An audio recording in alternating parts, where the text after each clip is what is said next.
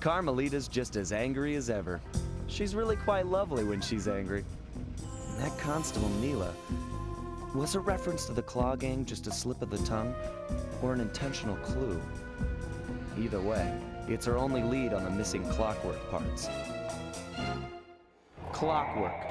He was consumed with jealousy for the Cooper clan's thieving reputation. Is it inappropriate to refer to him as a monster?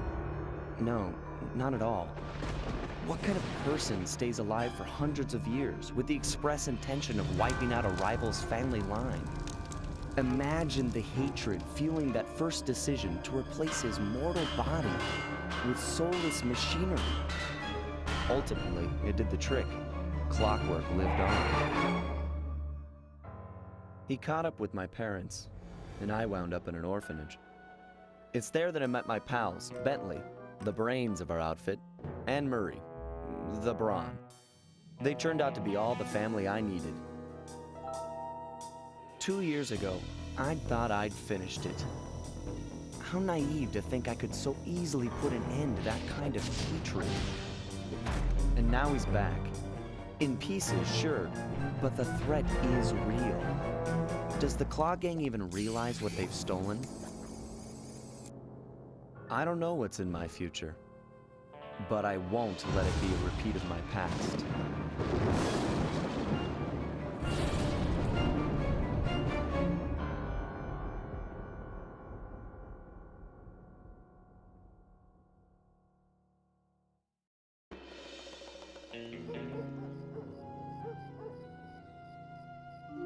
I had to call in a few favors to get the goods on the Claw Gang's local operator, Dimitri, a sort of underworld celebrity, equally at home in high-class art circles and shady back-alley crimes.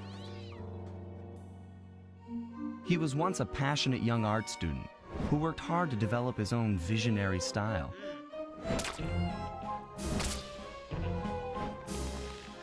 Unfortunately, the art world wasn't quite ready for his kinetic aesthetic.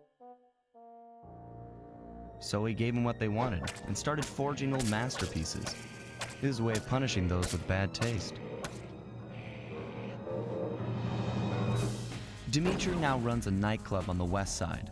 The thumping music, colorful light shows, and a hint of danger lure in chic young patrons from far and wide. And it's here, hidden somewhere, where we'll find the Clockwork tail feathers. What Dimitri plans to do with the Clockwork part is beyond me, but those plans end tonight.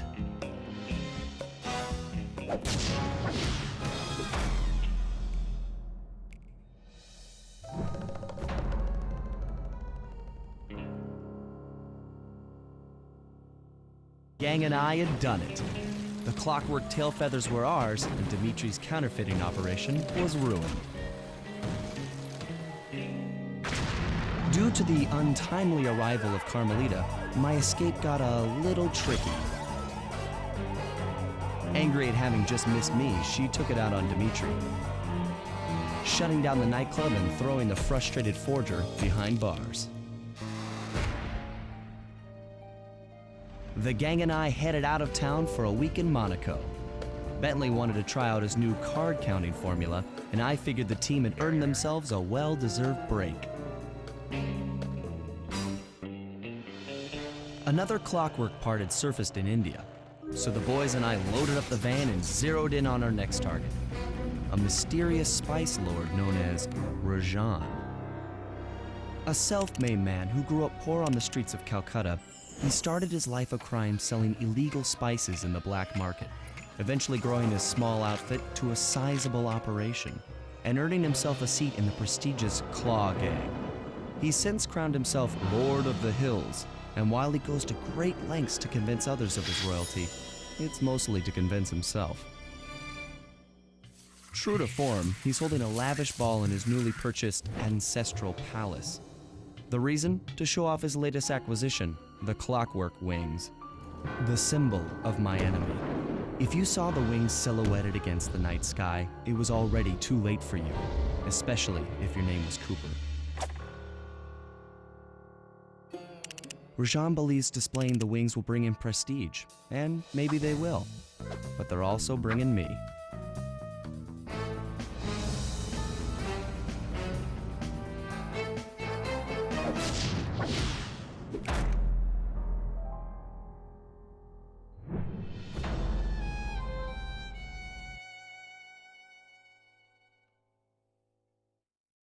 After the gang and I got away with the Clockwork wings, Carmelita blew her cover and started making arrests left and right.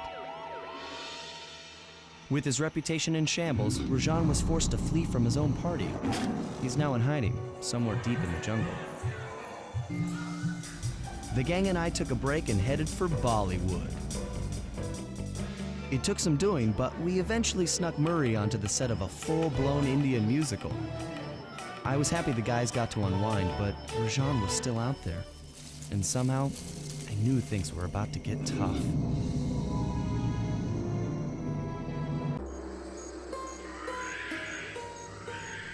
It took some detective work, but the gang and I managed to track down where Rajan had gone into hiding. Somehow, he'd managed to transform a long-forgotten temple into the thriving center of his spice operation, and it's there where we'll find him. The jungle, too thick to drive through, forced us to walk the long distance to our target. We ran into a few problems along the way, but pushed on. For the temple was more than just Rajan's hideout. It was also home to the Clockwork Heart. A pump so strong and tireless, it could increase spice production tenfold. Good for Rajan, but awful for the rest of the world. Hope he's not counting on that heart too much, because tonight, it comes home with me.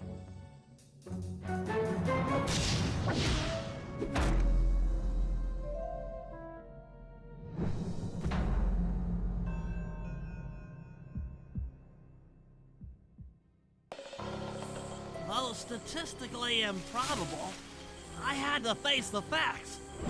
Neela had betrayed us, my teammates were captured, and I was all alone.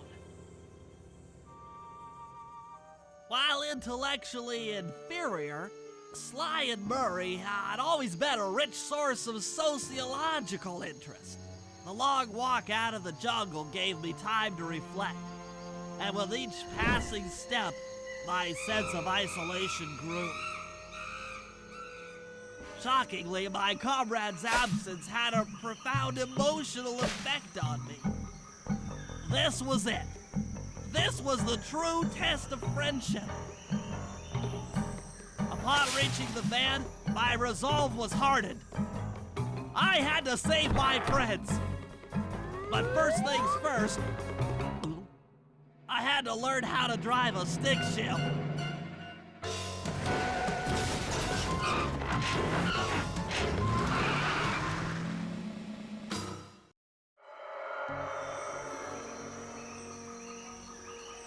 It took a sleepless week of data crunching, but I eventually tracked down the location of my friends, locked away in the mysterious towers of Prague. At the moment, they're the unwilling guests of Interpol's most renowned prison warden, the Contessa. While still a criminal psychology student, she entered into a whirlwind romance and married a wealthy aristocrat. Sadly, the union was short-lived, as the general suspiciously died a few weeks after the ceremony. The widowed Contessa put her education and newly acquired estate to work by opening a criminal rehabilitation center. Her pioneering use of hypnotherapy has produced some good results, and subsequently earned her a prominent position within Interpol. My friends are locked up somewhere in the clinic and are slated for the Contessa's Good Samaritan brainwashing. If I don't bust them out soon, they'll be working a 9-to-5 job selling shoes, and I'll be out two best friends.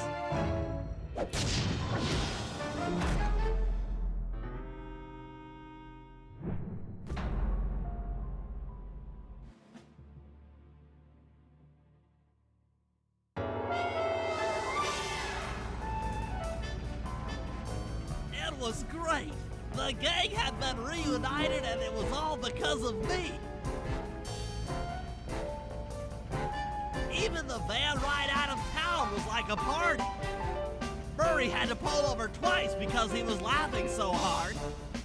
But despite all the jokes, I think something had changed. Since childhood, the three of us had never been apart, and our recent isolation gave us all pause for thought. Needless to say, we took a few weeks off before getting back to work. And for the first time in my life, Murray let me drive.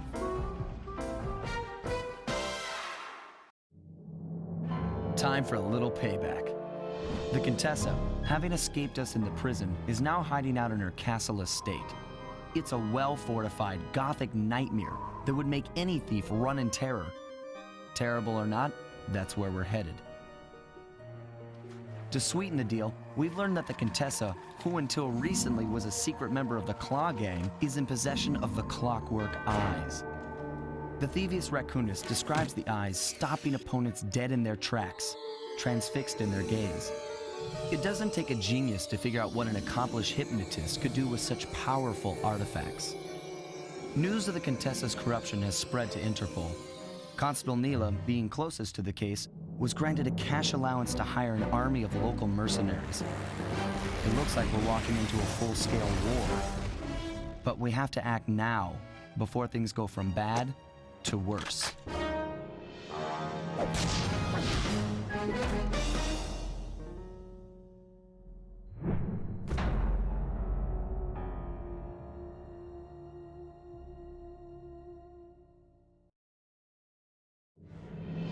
Things hadn't gone exactly to plan, but the Contessa was beaten and the Clockwork Eyes were finally mine. The Contessa was arrested and brought to trial for the crime she committed while working for Interpol. Their PR damage control went one step further by promoting Neela, the hero of Prague, to the rank of captain. Carmelita, still on the outs with Interpol, had to run with the rest of us. To my surprise and eternal delight, I got to help my favorite policewoman escape from the cops.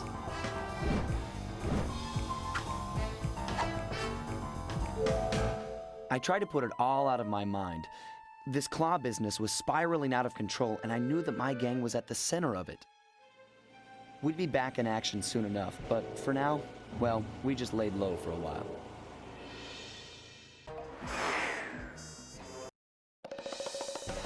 Following the trail of spice shipments, we made our way up to Nunavut Bay, Canada, the secret hub of Jean Bisson's shipping empire. As a young man, he trekked across Canada to strike it rich during the gold rush of 1852. An avid prospector, he took some chances and ended up buried alive in an avalanche.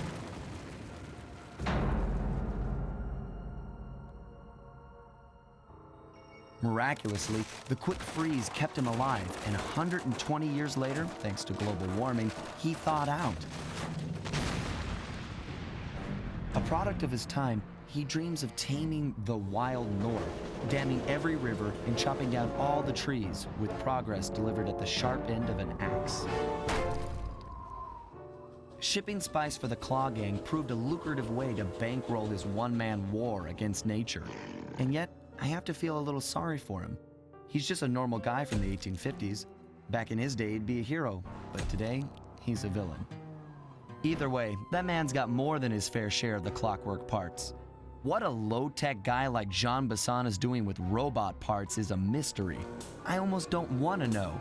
But as always, it's only a matter of time before I find out.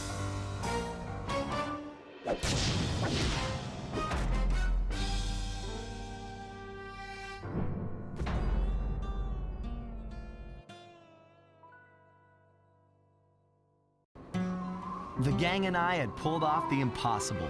We'd successfully robbed all of Jean Bisson's iron horse trains, and we were walking away with count them, 3 clockwork parts. And as a bonus, we shut down spice distribution in all of North America. Needless to say, we were pretty pleased with ourselves. Can't say the same for Carmelita. Once again, the framed policewoman had to run from the cops, which was fun at first, but I'm starting to feel a little sorry for her.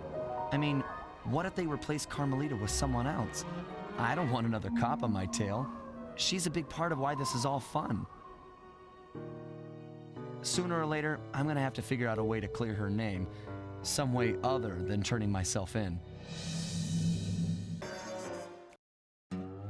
Things just weren't right up in Canada. Random acts of violence were popping up like weeds, and the Northern Lights, well, they just weren't right. One night they'd be brighter than ever, and the next, gone. In Nunavut Bay, I overheard talk between Jean Bisson and his mysterious partner Arpeggio. Somehow, those two are behind it all. Tracking the source of the disturbance was easy. By simply following the lights, we were led north to an immense lumber camp. The sheer number of fallen trees advertised Jean Bisson's presence and that he was in possession of the Clockwork talons. The Thievius Raccoonus makes numerous references to the talons slicing through plates of steel. A skilled lumberjack like Bisson could clear a forest in hours while wielding the artifacts. Those talons have got to go, both to finally do away with Clockwork and to save the environment from his twisted sense of progress. The world just doesn't need to make space for another strip mall.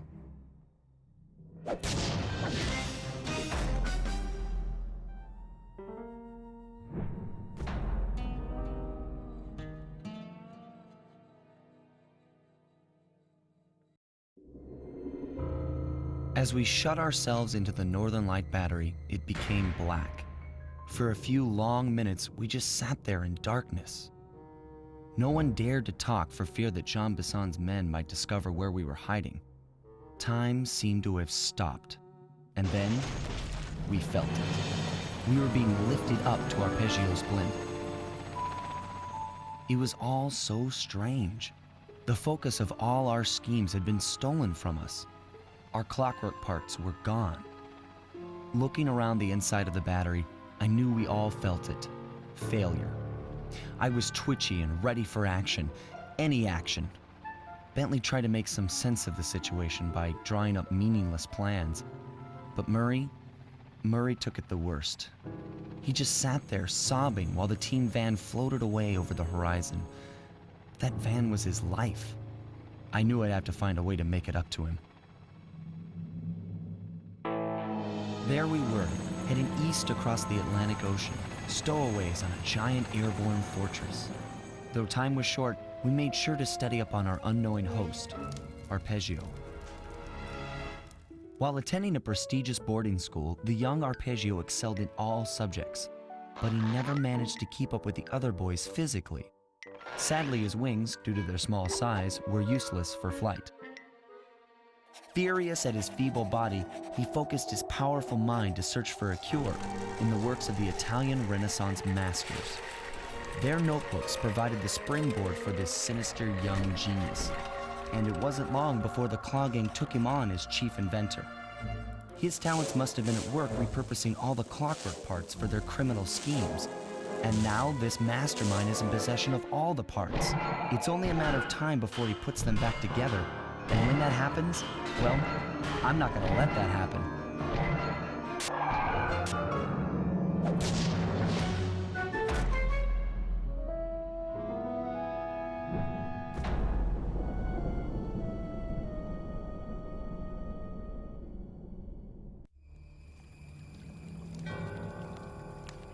And there we were, at the end of the road. The Claw Gang had been defeated, and the Clockwork parts lay scattered around in heaps. Yet, despite the explosion, they remained pristine. It was as if nothing could ever hurt them. Carmelita cursed herself for showing up too late to get a few shots in on Clockla. So she took it out on what was close at hand, the hate chip. And just like that, it was over. Without that core piece, that essential center of Clockwork, there was nothing left. The parts aged before our eyes as if time had finally caught up with the ancient bird. How ironic that Carmelita, a police officer, would be the one to lift the curse from the Cooper family. The menace of Clockwork would never again rise to threaten me or my children. True to her nature, she informed us that we were all under arrest. But one look at my gang told me that we were in no shape for a fast getaway. So I offered to go peacefully in exchange for letting my friends walk. They'd taken some bruises through all of this, but I was surprised, shocked really, to see them leave their gear behind as they walked away. Their wounds were deeper than I'd imagined. Those guys were hurting. Carmelita's old police unit soon arrived. With me in custody, her name was cleared, and she even got a well-deserved promotion. It was the least I could do. The ride to HQ started with us sitting in silence, trying to read each other's thoughts. As the reality of my capture started to sink in, she began to relax, and we got to talking. We spoke freely about our previous adventures, comparing notes and even getting in a few laughs. Then we started talking about, well, everything. Books, music, art. It was like we were on a first date. She even showed me the bottle she'd been saving for the special occasion of my arrest. My heart sank when she realized that our short flight across town had already taken 2 hours, a fact I'd kind of clued into after seeing the Eiffel Tower float by 17 times. She went forward to ask the pilot what was up, and it looked like my pals had left me a little going-away present before taking off. Floating away on the night breeze, I could faintly make out Carmelita's voice. I'll find you, Cooper!